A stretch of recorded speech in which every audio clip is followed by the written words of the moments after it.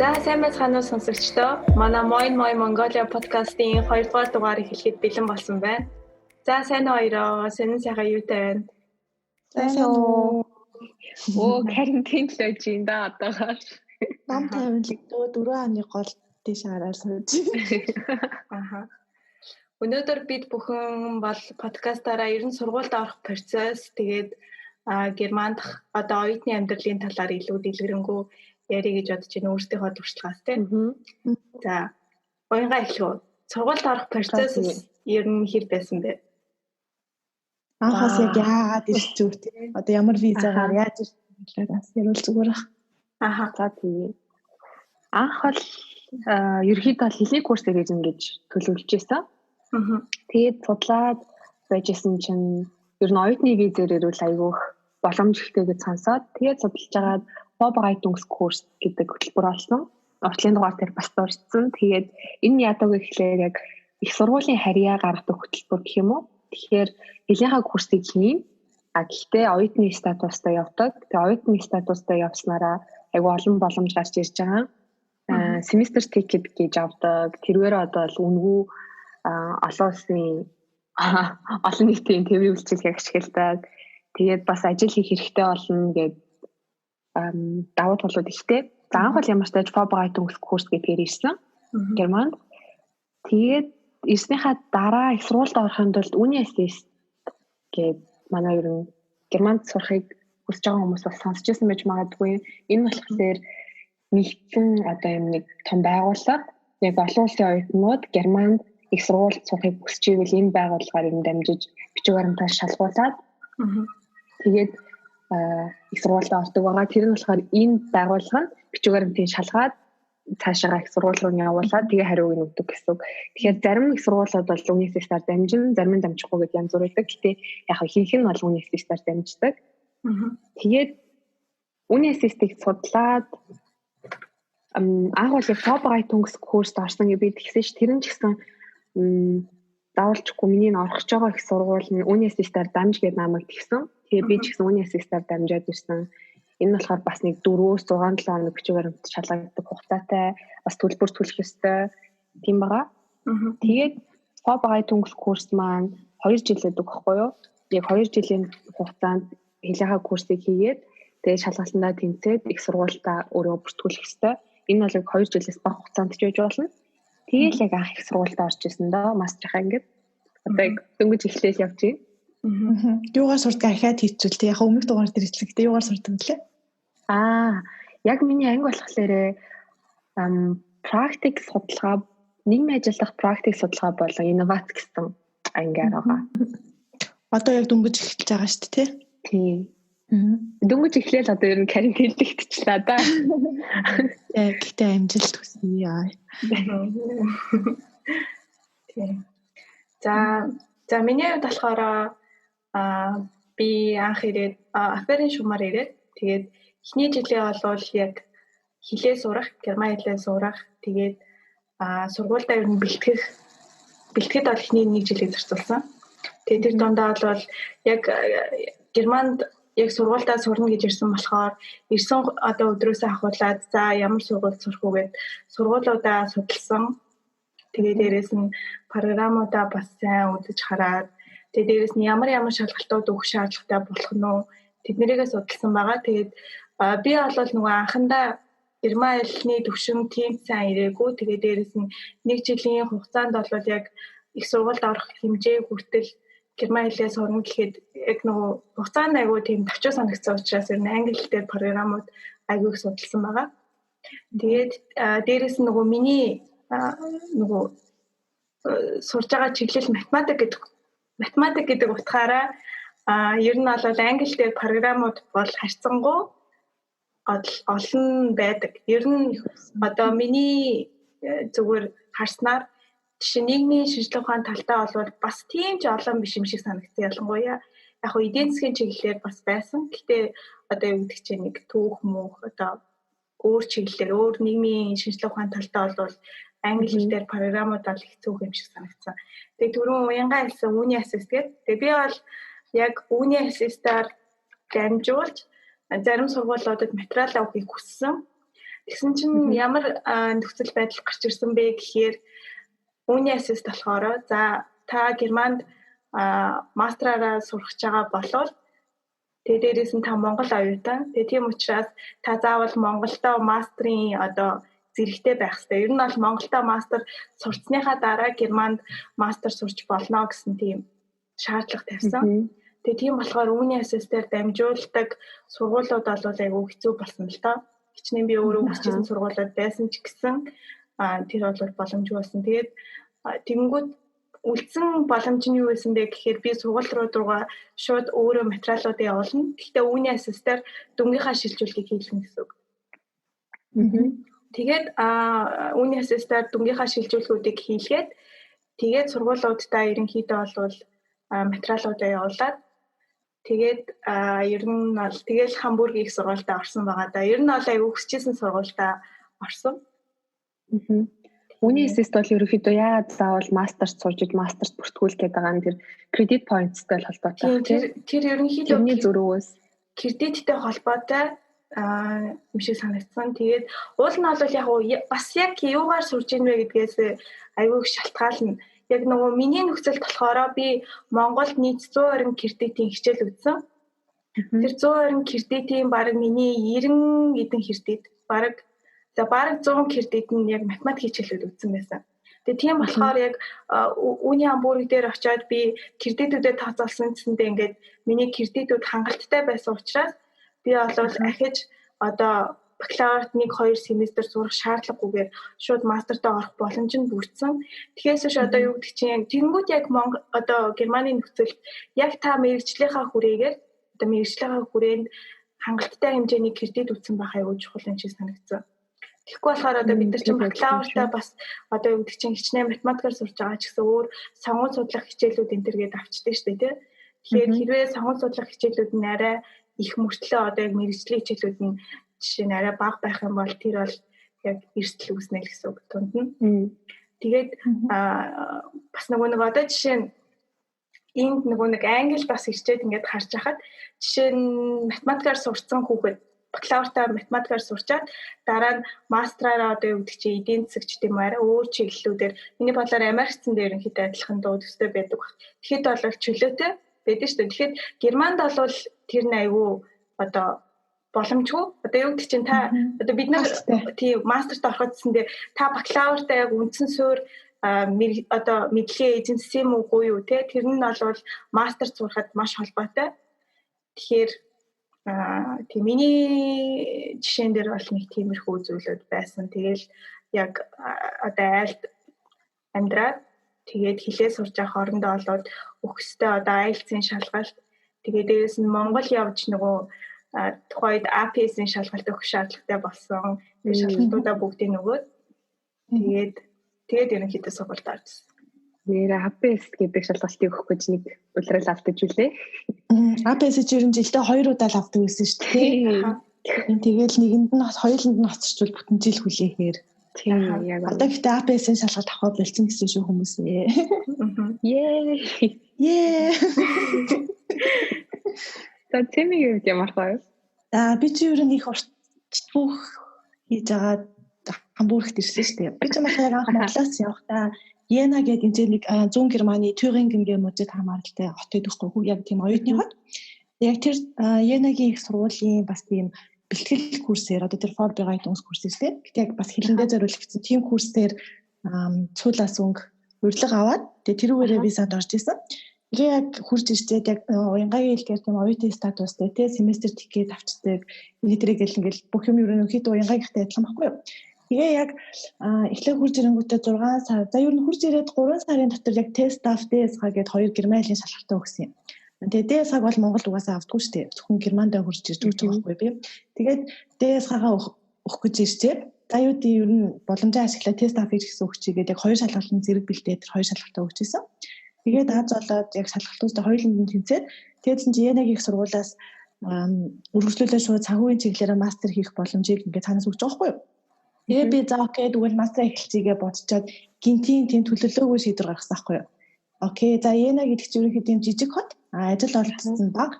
Тэгээд зүүн Германд тариалтай тийм хот байгаа шүү дээ. Тэнгүүдээ би яагаад ч нэг тийм ажил олцсон нэг тийм хотон том залуучууд ихтэй тийм хот руу явахыг хүссэн. Тэгээд гинт бодонгуудаа за ерөөсөө би өөр хот руу явах хэрэгтэй юм байна гэд. Тэгээд өөр хотуудын сургуулиуд руу аплай хийсэн ерөөсөө мастерч авахгүйсэн байхгүй юу? Янад болохоор мастер сурч болдог. Өөр сургуулиуд ерөөсөө авахгүй. Тэгээд сая хоёр үүний ассист гэдээ ярьсан шүү дээ. Тэгээд үүний ассист руу бид материал явуулангууд үүний ассист нь л бидний материалыг авч үзээ цаашаа их сургуулиуд руу явуулдаг. Тэнгүүд их сургууль бид нэр одоо их сургууль хүүхэн хоёр хооронд ерөөсөө харьцахгүй гэдгээр онцлог байгаа шүү дээ. Тэгээд харуулын хэлгээр бас яг үүний ассист руу материалаа явуулаад дүнгээд үзүүлж аваад тэнгүүдээ тэр авсан нэг сертификатыг цаас идэг шүү дээ. Тэрийг яг их сургууль руу явуулаад бас аплай хийж болдог. Тэгээ хурж ирсэн хоёрсоо мастер тахгүй. Тэгээ би яагаад хийж байгаа юм бол гээд үүний ассистийн юм өмнө судлаад уншаад холбогдоод тий сургуулиуд руу холбогдсон чинь таны кредит ч өгөхгүй байх гэдгсэн байхгүй юу? Би Монгол санхүүгийн засгийн сургуулийг яг дээд сургууль байхад нь төгссөн. Тэгээд яг санхүүгийн чиглэлээр төгсөөд тэгээд кредит ч өгөхгүй байх нэ тэрэгэл. Тэгээд яг нэг санхүүг төгсөөд Германд ирсэн хүмүүсийн хариуцлага байхгүй. Тэгээ яг нэг ганцаардж байгаа байхгүй. Тэгээ яах юм бол тэ гэж бодоод тухайн үед за тэгвэл би бакалавраар аплай хийчихье. Тэгээ Орсын учир нь алдаж магадгүй. Тэгээд айгүй олон Берлин, Хамбург, Штутгарт, Франкфуртын сургуулиуд руу шууд бакалавраар аплай хийсэн байхгүй. Тэгээ яг бүгднгээс нь тэгээд урилга аваад тэгээ тэр дунд харж байгаа за Хамбург ер нь яг Германы хоёр дахь том хот шүү дээ. Тэгээд ажил олсон ч ер нь их гоё хот юм байна гэдэг шууд Хамбург руу ирсэн байхгүй.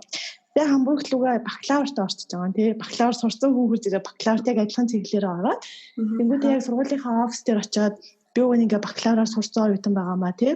Тэгсэн чинь та нар юусэн аваа ингээ мастер тахгүй штий. Би юу нэг яах штий ингээд очиж уулзсан. Тэгээ яг энийг яг хүмүүс надаас их асуудаг байхгүй. Кредит төрөхгүй байна. Мастерт яаж авахгүй? Чи юу нь яаж орсон гэдэг асуудаг. Тэр энэ яг хоёрыг сонсож байгаа хүмүүс хэрэг болж магадгүй.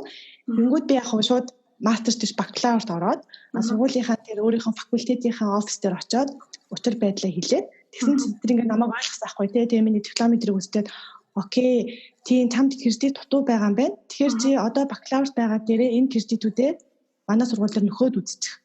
Гэхдээ чамайг мастерт авах гэсэн баталгаа ерөөсөй байхгүй. Чи энэ кредитүүдээ нөхөөд үзчих юм бол дахиад шинээр яг кредит бүрнээр мастерт дахиад аплай хийгэр гэсэн байхгүй.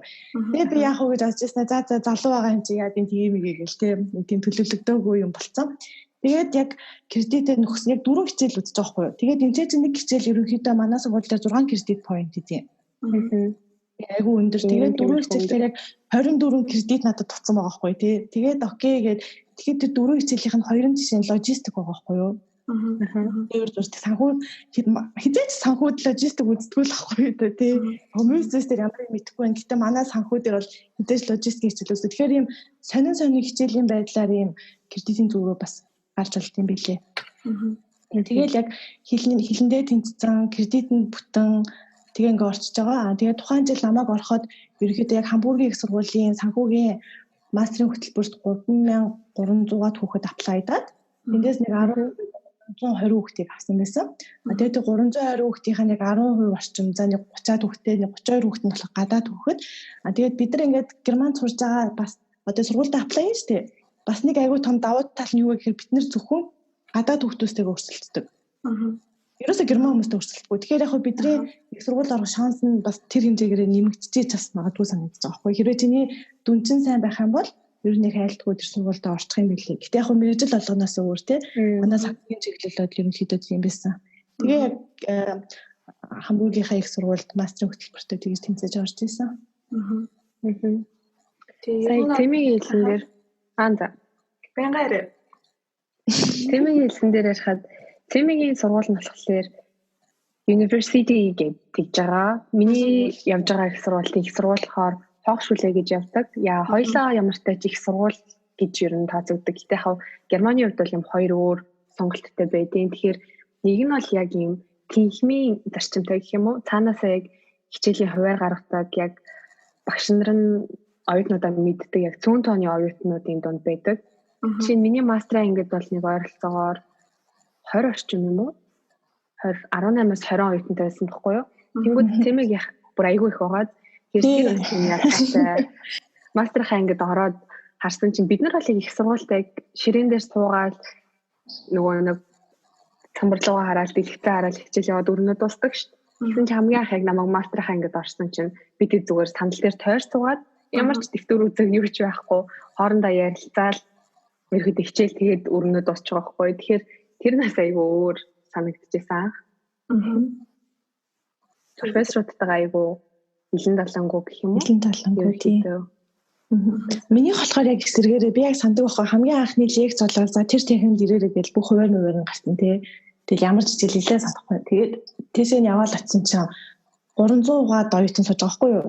300 оюутан тий 600 нүд сууж исэн. Тэгэл би юу вэ энэ ч одоо гээл тий. Тэгэхэд ингээл профессорын жишээ намайг зүгээр харж болно. Гэхдээ энэ хүүхэд хаанаас ирсэн ямар хүүхдүү гэдгийг хизээч мэдэх боломжгүй байхгүй.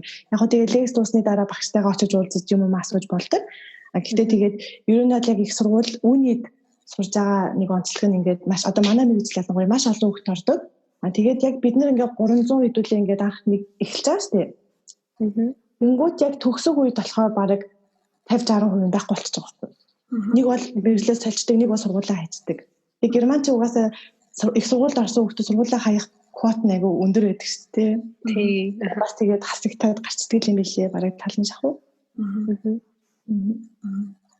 Манай одоо мэргэжлийн бодлохоор бас арай ондоо нөгөө математик гэдэг утгаараа ч юм уу мэдгүй.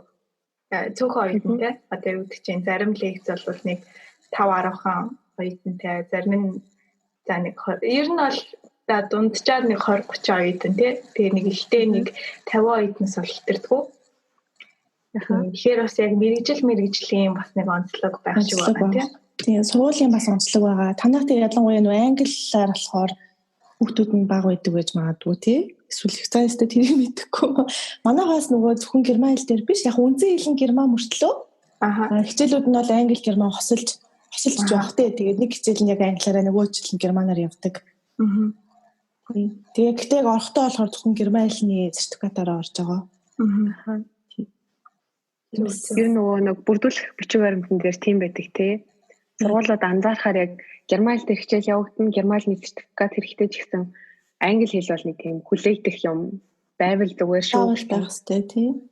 Тэг ялангуяа нөгөө герман хүүхдүүдийн хувьд бол нөгөө одоо жишээ нь герман хүүхэд англи хэл дээр одоо англи хэл дээр програм дээр шууд өргөдлөө өгье гэх тохиолдолд жишээ нь бид нар бол IELTS TOEFL-ийн оноотой байх шаардлагатай. Өөрсдийнхөө англи хэлний одоо хэмжээг хүмүүст батлахын тулд гэтэл герман хүүхдүүдийн хувьд нөгөө нэг абитуа дуусгацсан байхад заавал юу байх шаардлагагүй.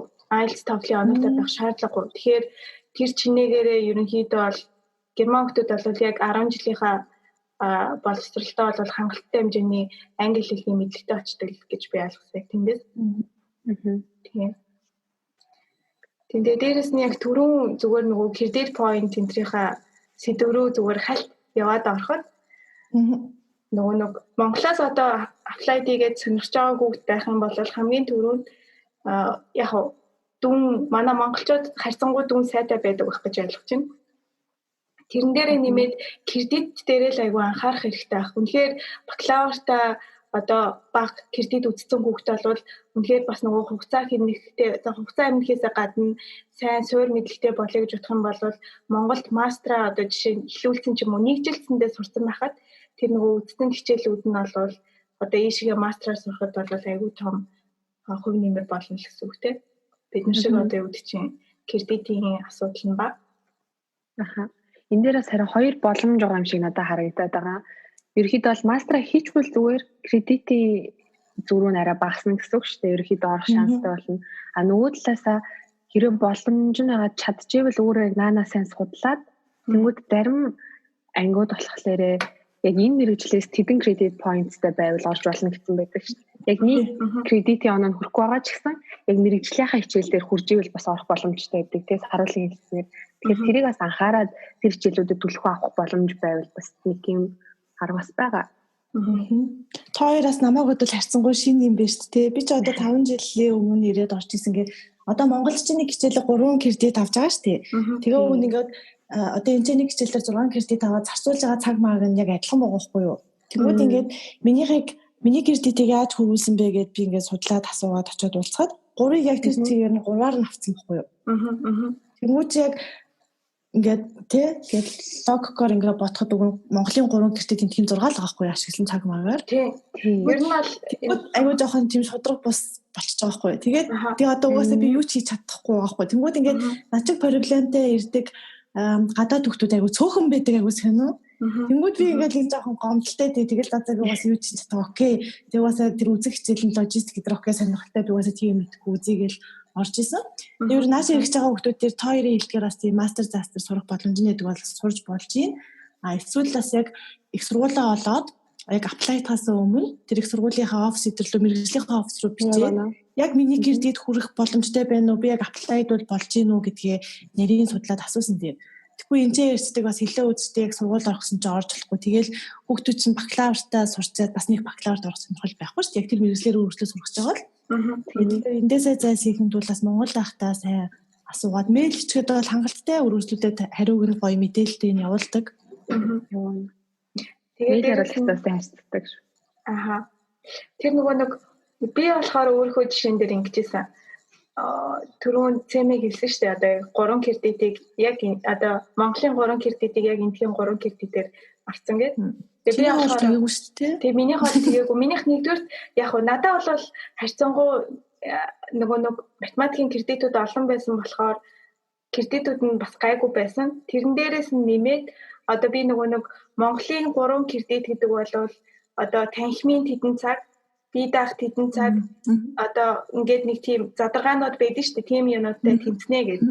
Би яг тэрний Германыхтай яг харьцуулаад яг өөрийнхөө нөгөө захиан дунд бас хавсарч ирсэн. Магадгүй тэр бол бас боломжтой мэдээд авахд ерөнхийдөө зүгээр ээж магадгүй. Тэгэхээр сургуулийнхаа вебсайт руу ороод мөстэй одоо санхүүгийн засаг ер нь Монголын ихтэй сургуулиудын тэр кредитийн систем бол адилхан л ах. Тэгэхээр яг 3 кредит гэдэг чинь танхимын яг хэдэн цагийн, бие даах хэдэн цагийн, хэдэн цагтай тэнцдэг юм уу? Яг тэрийгээ судлаад тэгээ Германы одоо ECTS гэдэг энэ нь болохоор хэдэн цаг байдیں۔ Тэрийг нь судлаад харьцуулаад ер нь үзвэл бас зүгээр ах гэж бодож байна. Ер нь бол Монголын хамаагүй цагаараа илүү л идэг юм байл шүү дээ. Тийм, ер нь тэгэхээр хоёртой харьцуулахад хамаагүй урагшаа хуучны юм болчихж байгаа байхгүй тий.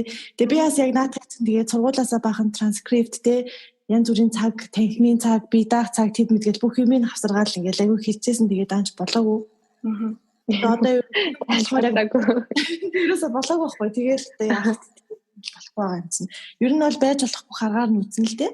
Тэгээ зүгээр одоо ингээ бодох нэ Монголдо байхдаа бас энийгээ сайн асуух хэрэгтэй байсан юм байна да гэж сүлд бодож ирсэн. Тэгээ зэмэгийн тэр бол өстой зөв те. Яг өөрөө арга байна уу сайн судлаад үзэхлээр болж байгаа байхгүй юу? Нэг жил яг бакалавра хийж кредитээ дүүцүүлж өнхөөл тэгээд яг мастер руугаа оршихол. Тэгээд Герман руу мастраар сурья гэд ерөнхийдөө төлөвлөж байгаа хүүхдүүд бол бакалавртаа одоо үндсэн суурь мэдлэгээ маш сайн тавиарай гэж бас зөвлөмөр байна. Тэгээ энэнд бол ерөөсөө ялангуяа мастрын түвшинд бол хичээлүүд бол айгүй тийм өндөр түвшинд явдаг. Тийм би бол яг өөрөө хувийнхаа жишээн дээр бол айгүй зарим зүйлүүд бол мэдхгүй зүйлүүд бүр айгүй их байсан.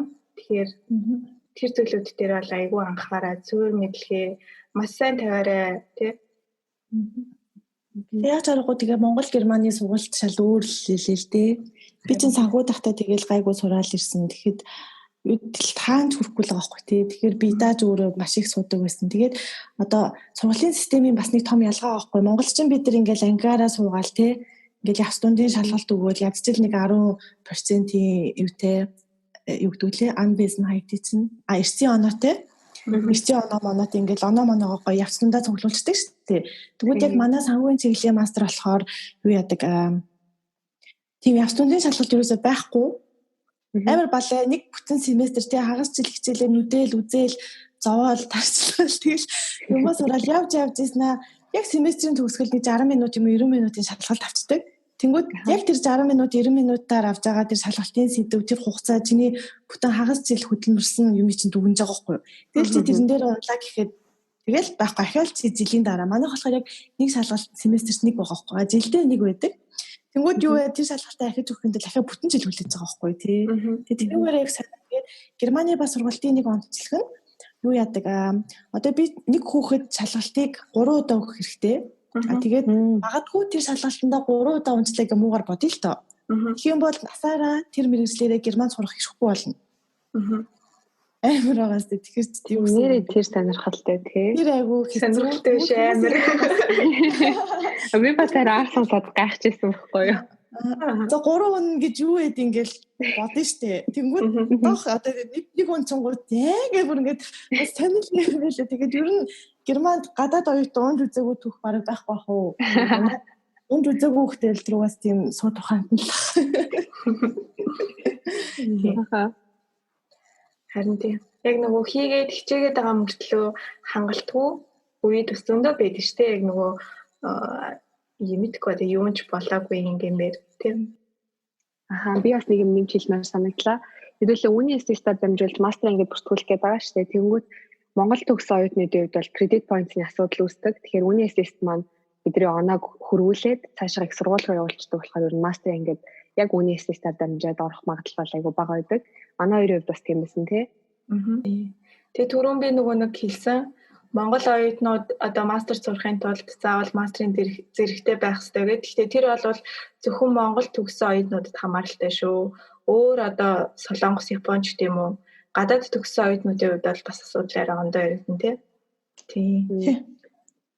Хэдүүлээд тэгсэн чинь да мастрын ярьсараагаа таарсан юм шүү. Бакалавртыг орохоор байгаа хүмүүс бол Монгол яг 2 жил сураад тэгээд ABS өгөөд ирдэг байсан тий. Одоо ямар хаа юм бол?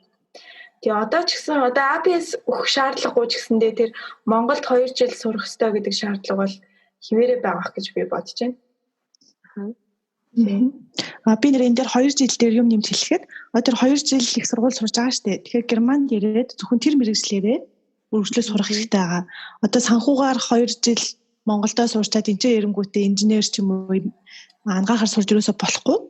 Тэгэхээр магадгүй мэргэжлээ солих байгаа хүн байх юм бол нэмсэн Монголдо сургуулаа төгсчөөд ирсэн дээр эсвэл өөр ямар арга чарга байдیں۔ Тэрийг интернетээр сайн судалсан дээр гэж бодож байна. Харин яг их сургуулаа төгсчөөд ирсэн тохиолдолд бакалаврт өөр мэргэжлээ ямар ч мэргэжлээ сурах хэрэгтэй байгаа шүү дээ. Тийм. Тэр манайханд бас үний ассист гэдэг тэр байгууллага нь болохоор бидний материалыг шалгаж явуулж байгаа гэдэг утгаараа бас төлбөртэй байгаа. Тэрийг нэмж мэдээлэл олгоод хэлэхэд эхний удаадаа яг бид нэг материалаа шалгуулахад 75 евро төлдөг. Тэгээд яг 2 дахь 3 дахь сургуулаа явах юм бол 30 евро төлөөд явдаг шүү. Тийм тэгээд дээрэс нь одоо 10 жилээ төгсөөд Германд шууд ирээд бакалавр сурах гэж байгаа хүүхдүүд байх юм бол эхлээд студент коллеж хийгээд тэгээд студент коллеж төгсөөд бакалавртаа орох боломжтой байгаа. Тэгээд бид нэр одоо 4-р дугаар дээрээ студент коллегийн талаар бол илүү дэлгэрэнгүй ярих төлөвлөгөөтэй байгаа.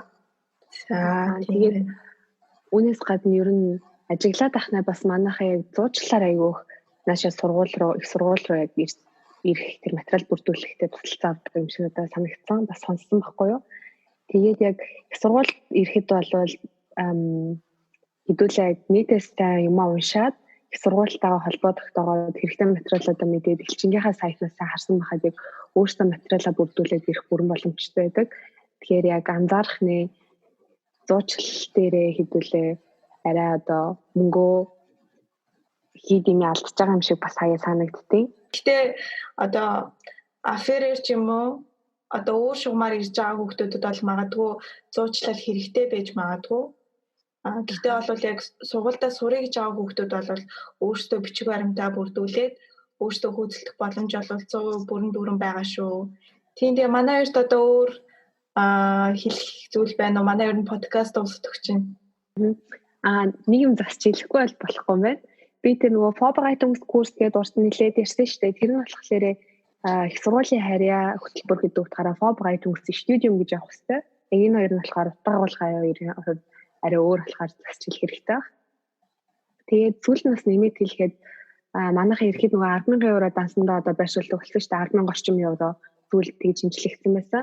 Тэгэхээр тэр нь яг дансандаа байршуулахгүйгээр хэрвээ Германд ямар нэгэн таньдаг хүнтэй байвал заавал хамаатан садан гэх шаардлагагүйгээр тэр батландаа хүн маань сайн орлоготой байх юм бол бас батландаалтаа шууд их боломжтой байгаа шүү.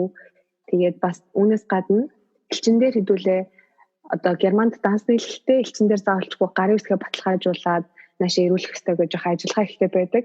Гэхдээ үүнээс гадна нэг боломж нь болохоор шууд Германд руугаа өөрсдөө онлайнаар дансаа нээлэх бас боломж байд юм байлээ. Тэгэхээр манайхан бас энэ талаар судлаад үзээрэй. Тэгээд дээрээс нь Германд байгаа хүүхдүүд болвол оюутны виз сонгуулахдаа заавал Deutsche Bank-ны данстай байх шаардлагагүй. Тэгэхээр өөрсдөө дансандаа мөнгөтэйгөө ороод тэгээд ерөнхийдөө бол виз сонгуулах бас боломжтой байгаа шүү. Надад нэмж хэлэх юм гэх юм бол яг хүүхдүүд ингээ Германд ирэхгээ судалж байгаа хүүхдүүд хүн бас сургуулаа судлаад байхгүйгээр тухайн хотынхоо аж амьдрал, ажил олдох боломж ер нь ямар хуу газарт ирэх гээд байгаа гэдгээ давхар интернетээрээ сайн судалсан дээр янз бүрийн YouTube бичлэгүүд, блогууд маш их байдаг. За тэгээд үгээр манай 2 дугаар өндөрлөж байна. Дараагийн дугаар дээрээ бид нэр Goethe Institute-ийн отгон төгс багшийг урьж оролцуулсан байгаа. Тэгээд ерөнхийдөө Герман хэлний шалгалт Goethe Institute-ээр өгсөн бүх хүмүүс отгон төгс багшийг баруун мэдэх байхаа тий. Тийм ээ. Тэгээд бид дараагийнхаа дугаарыг бол Герман сонирхчдын группийг сайн ухаад Герман хэл дээр нь юуг анхааруул зүгээр хүмүүс юу билүүх мэдмээр байдаг тал дээр бас сайн судалж иж багштайгаа ярилцлага хийсэн байгаа шүү. Тэгэхээр дараагийн дугаарыг таад манаас хүлээж агаарай. Энэ дугаараас маань та бүхэн жоохон ч гэсэн хэрэгтэй мэдээлэл олж авсан гэж найдаж байна. Тэгээд дараагийн дугаар хүртэл баяртай.